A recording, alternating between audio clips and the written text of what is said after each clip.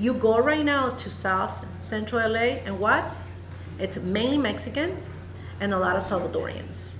So the DMA is changing all the time. If you study your DMA and you know your DMA, you have that strength to the company that you're coming, and they're gonna pick you over the other person because you know who you're serving. You have the pulse of them. You can tell how many females, who's Rosita, who's Juanita, who is my DMA right now. It's that lady that it's between 32 and 45 that speaks broken English, but she's a Facebook fan. She got at least 2 kids under 17.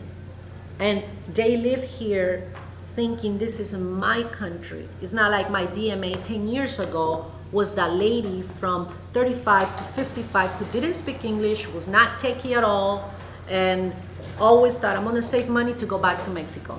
So as long as you know your DMA, who you're serving, you will be able to brand yourself. It's gonna be easier for you to brand yourself, and that's gonna give you an upper hand over the other people that are looking for that job at the same time. And ironically, like I said at the beginning, I'm not Mexican, and LA is serving Mexican community. But the Mexican community doesn't care anymore that I'm not Mexican. They care in the 80s. I lost my first job when they noticed my accent. They called me to the office and they said, hey, what part of Mexico are you? And I was so young and, no, I'm not from Mexico, I'm from Honduras. Oh, honey, we're so sorry, we're looking for a Mexican. We thought you were from Michoacan. So I had 2 options, either cry over that the rest of my life or lose the accent. In Spanish is very, you can tell. It's like Southern accent and Cali accent. At that level, you can tell if you're Central American or Mexican.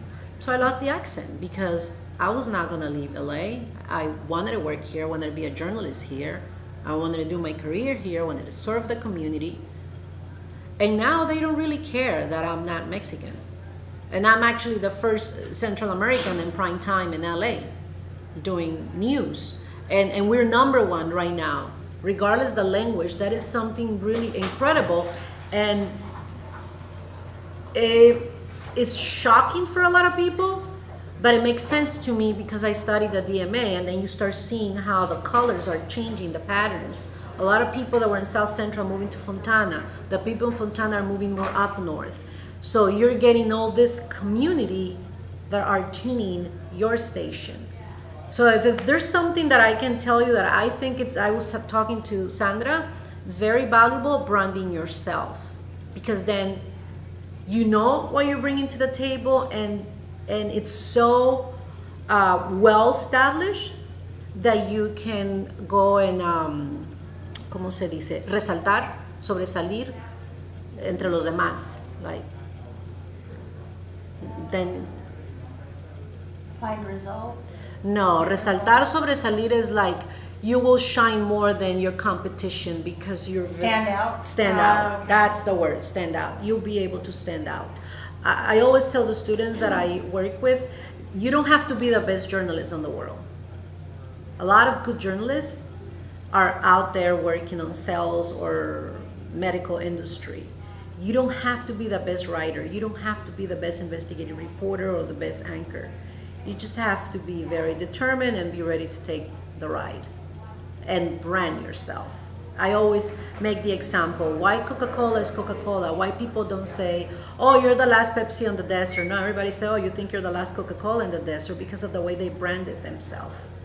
So if you brand yourself, people will go and think of you like my person to go for that specific trade that you're branding yourself. I met a lot of news directors yesterday, and it was pretty cool that when they introduced me, oh, nobody knows the DMA of California like Dunia. And I was like, oh, that's pretty cool. Because I do know my DMA very well. But then you don't realize until you're talking to other peers, other people at your same level. And you can tell some people don't even know what's the DMA. Some people don't know why it's so important. And that's what the ratings are, and that's the people you're serving. If you're not striving for the ratings and you are the type of journalist that want to just serve the community and you don't care how much money you make, well, you know exactly who to serve. But if you're the kind of journalist who, you know what, I want to make a money and have a good retirement, also you serve yourself from the DMA, because then you know who you're going to be working for, and that's going to make you stand out among the others.